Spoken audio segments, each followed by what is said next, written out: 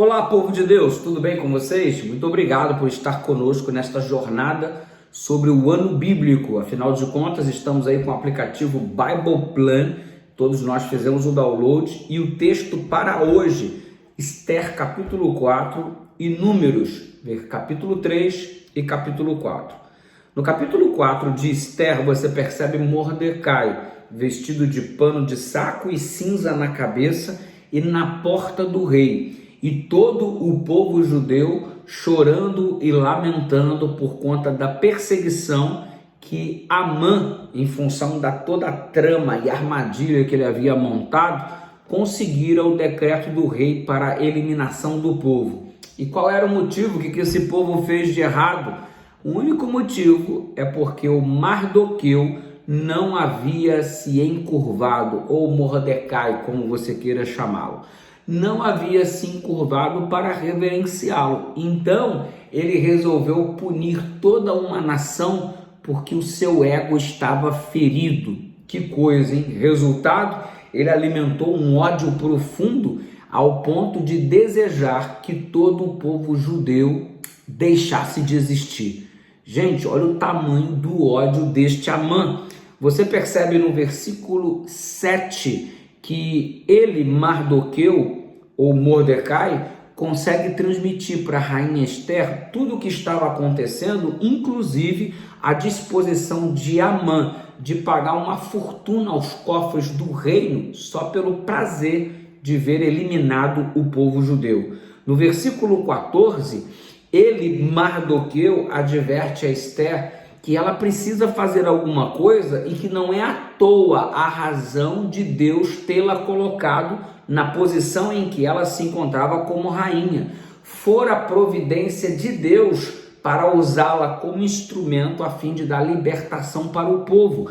E se ela se calasse, certamente Deus levantaria alguém em socorro do seu povo, porque Deus não deixa de amparar os seus filhos. Ela, Esther, tinha um propósito. A rainha Hadassa, que era o nome original dela, estava ali para ser um instrumento nas mãos de Deus. Será que eu e você estamos dispostos a cumprir o propósito pelo qual o Senhor nos tem colocado onde nós estamos?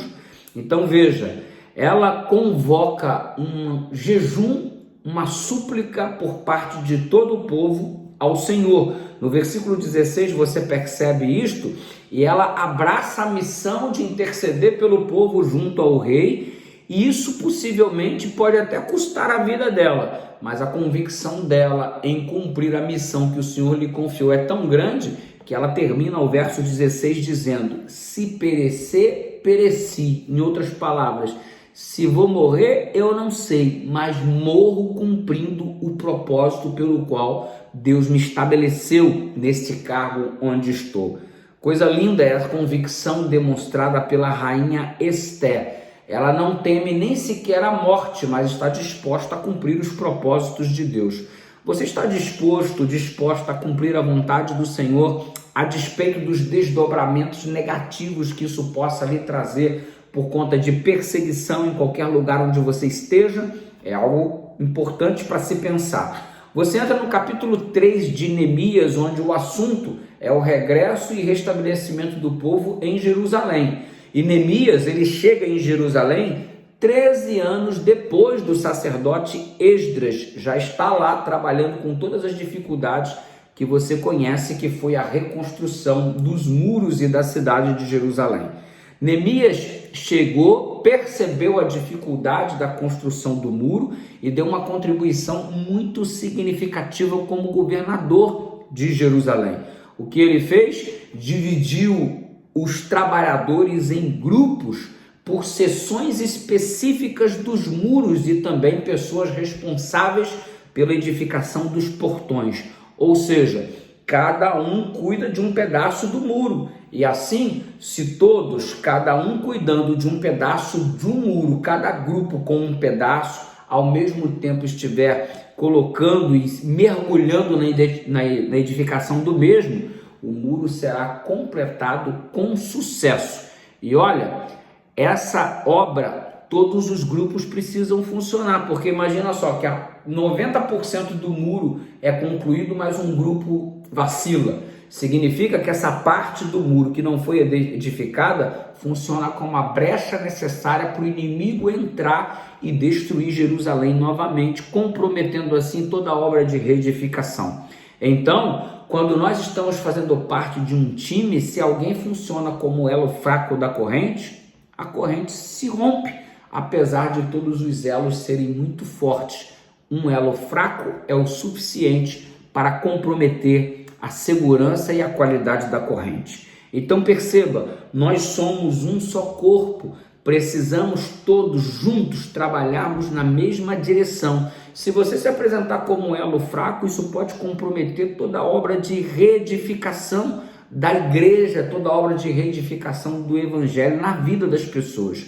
Não seja o elo fraco da corrente, deixa o Senhor te fortalecer. Vamos trabalhar unidos com o mesmo propósito. Assim, o inimigo não terá chance contra nós, uma vez que o Senhor rege a nossa vida.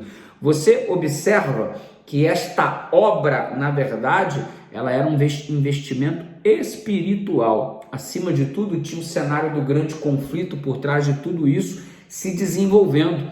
Era uma verdadeira obra da luta do bem contra o mal. E sabe de uma coisa? Quando chegamos ao capítulo 4, observamos que o povo tinha um ânimo muito grande para trabalhar. É só você dar uma focada no versículo 6, o povo tinha ânimo para trabalhar. O trabalho vai muito melhor, se desenvolve com muito mais qualidade quando colocamos alegria, quando trabalhamos com alegria. Aí no versículo 14, você percebe que o povo lutava para a reedificação do muro, enquanto os inimigos que se aproximavam tentando comprometer a reconstrução do muro. E por que eles lutavam com toda esta alegria, com todo este vigor? Porque eles não lutavam por eles mesmos, eles lutavam, e diz o verso 14, pela casa deles, pelos filhos, pelo cônjuge. Ei, a gente luta muito mais do que por nós. A razão de lutarmos é para a glória de Deus, a razão de lutarmos é pelos nossos filhos, é pela nossa casa, é pela nossa família. Então não desista de lutar, porque você não luta só por você, você luta por aqueles a quem você representa, o seu lar e a sua família. Não se renda, Deus é conosco e a vitória é certa. E se você desistir, o que vai acontecer com os seus, nos quais o Senhor tem te colocado por responsável? Pense nisso. O capítulo 4 ele é muito rico do livro de Números, porque eles nos trazem, do livro de Neemias, melhor dizendo, não de Números, porque eles nos traz números significativos, especialmente o versículo de número 21, assim trabalhávamos na obra, metade se impunha as lanças desde o raiar do dia até o sair das estrelas. Era uns cuidando da construção e outros cuidando da defesa. Trabalho em equipe, trabalho em equipe. Guarda e trabalho. Você percebe isso no versículo 22 e no versículo 23 também.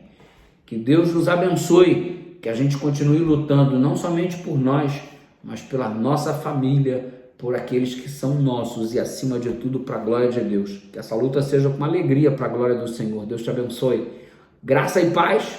Amanhã tem mais. Tamo junto no nosso ano bíblico. Valeu!